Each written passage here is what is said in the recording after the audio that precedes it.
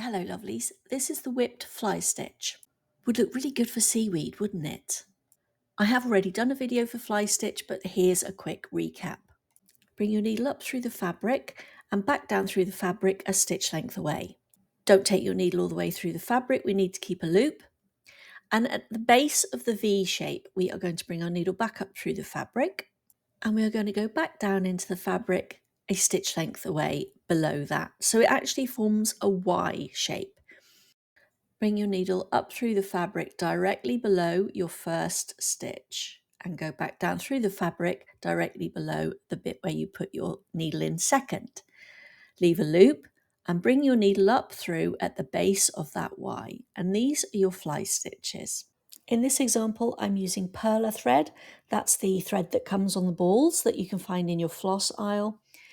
And I'm using a much bigger needle than I normally would as well. This is for demonstration purposes only because they show up much better on camera.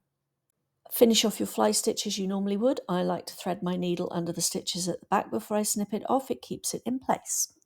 We're going to bring our needle up through the fabric at the base on the inside of that V.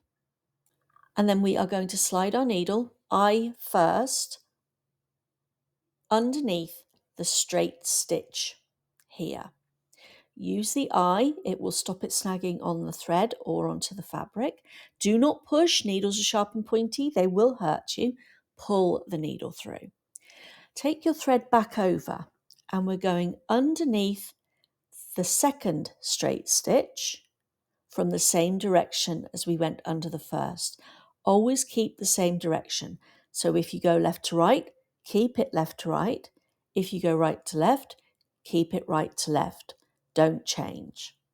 So always take the thread over and go back underneath from the same direction you went before, pulling the needle through, not pushing. Remember, they're sharp, they're pointy, they will hurt you. And this is your whipped fly stitch. Finish it off by taking it through the fabric at the very base of the fly stitch. Happy stitching.